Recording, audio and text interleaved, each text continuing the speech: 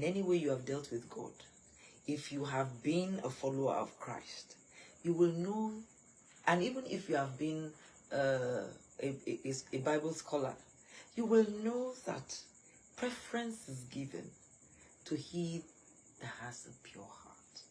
Preference is given to the heart, the condition of the heart, more than the commission of the hands. And there are reasons for this. If you check in the Bible, people who did one thing or the other, you will realize that the ones that God was most commended to were not necessarily people that were stainless, people who had nothing in their hands, nothing at all, that you could, no evil that you could account to their names and all that. No, those were not the ones that God showed his preference for. Rather, it was those whose heart he could see, and he saw in those hearts that they were with him. He that has clean hands and pure heart. But God is interested in the purity of your heart. Of course, a heart cannot be pure if it's given to evil. A heart cannot be pure if all he does is evil. He wants to kill, he wants to maim, and that's all he's doing, and he doesn't care about his neighbor, he doesn't care about anybody else but himself, he's selfish and all that. Then the heart will not be, the heart will be impure due to these things. But the purity of one's heart has to do with devotion to God. Devotion to wanting to please God. This is above all. This is what God considers above all. Now, when you want to please the Lord, it does not mean that you do not, you may not fall into 2-3 sins. You may not commit, in your bid to live uprightly. It doesn't mean that you will not falter, you will not make mistakes. But what the Lord is saying is that the purity of your heart is germane to him. This is what commends a man to God. This is what commends a man to God, which is why it is difficult sometimes to judge a man based on his actions.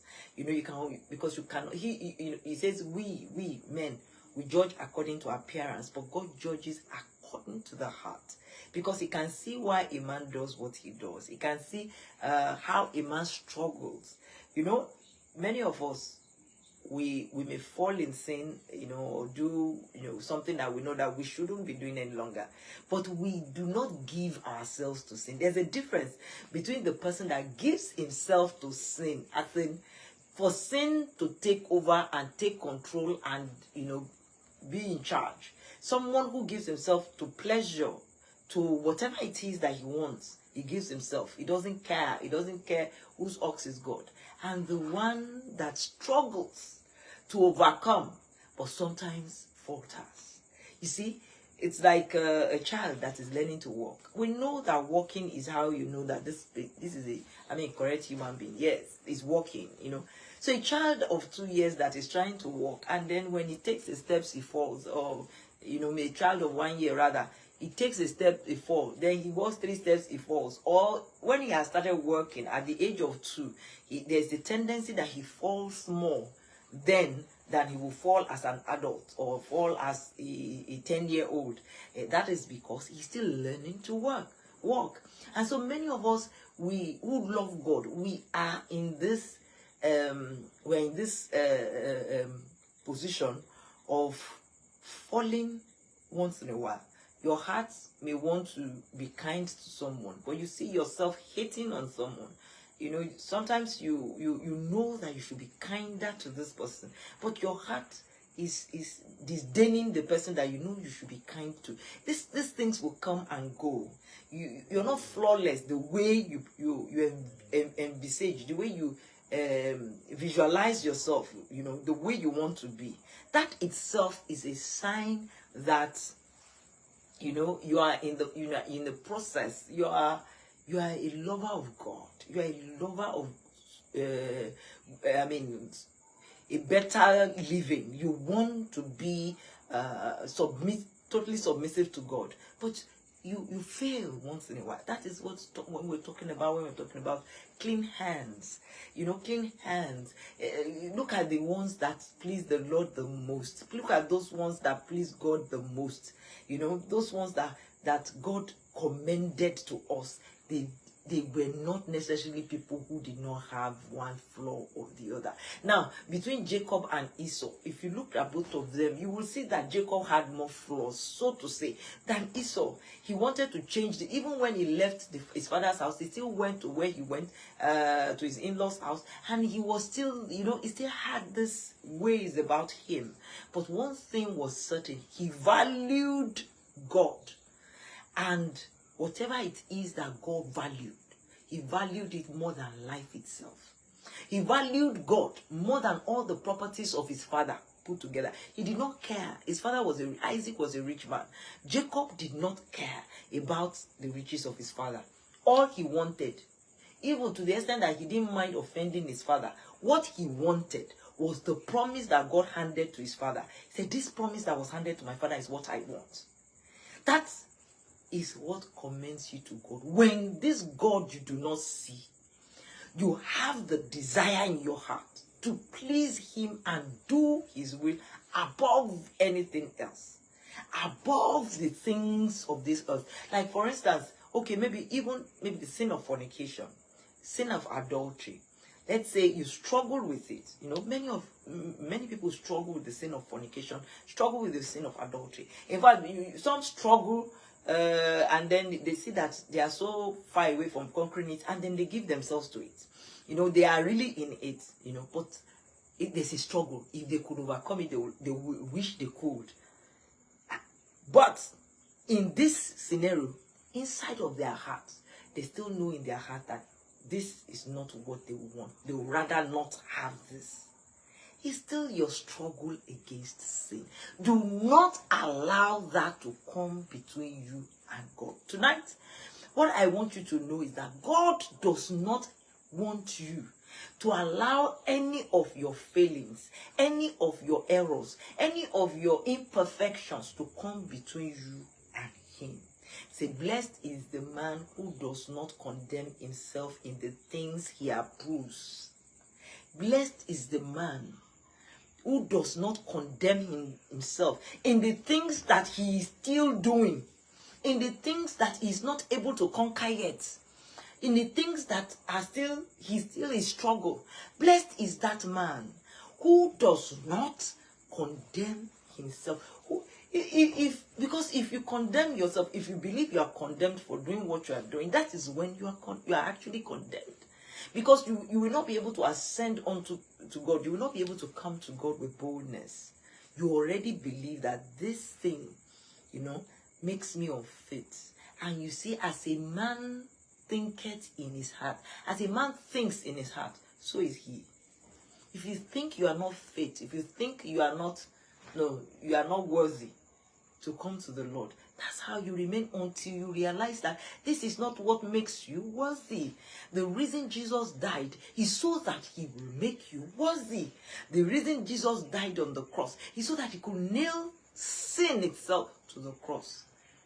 Now, the consequences of all the sins you have committed and the ones you are yet to commit, that you are going to commit in future, the Lord has already paid for them. Oh God, many people will find it difficult to believe, because we believe that when we come into Christ, just like I believed, that when we come into Christ, the real weight of being with the Lord, the real weight of following God, is the issue of sin or sin not. Sin or sin not. That is an error. In fact, when Jesus says, whoever will follow him will carry his cross and follow him. He that wants to follow him should carry his cross and follow him.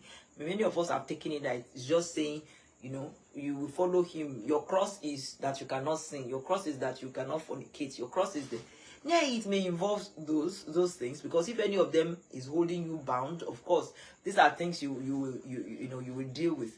But to carry your cross daily and follow him, Jesus was talking about much more than that. Talking about you walking with him, talking about you going in. See, the real cross has to do with following what God is saying, knowing what it is, and then doing as he says per time. Oh, I followed him for many years, and I know that this is much a weightier thing than just saying, I lie or I do not lie. I do this or I do not do this. No.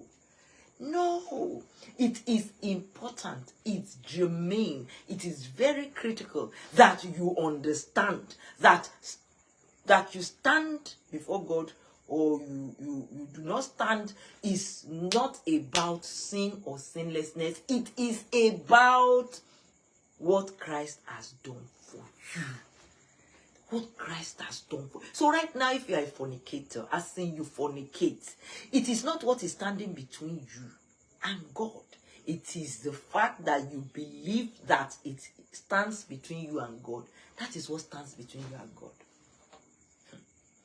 It is the fact that you believe that, you know, the Bible says, what shall separate me from the love of Christ? Shall this, shall that, shall that? It's because you think sin, as in commission of sin, practice of sin, is enough to stop one from coming to the Lord, from approaching God. And once you think that it is important, in fact, that anything at all that you believe is enough to stop you from approaching God will be enough to stop you. Because by faith, it is by faith that we live. It is faith, with faith that we walk with God. And so if your faith is so little, you believe that the fact that you have lied this afternoon means that God will not, you cannot approach God.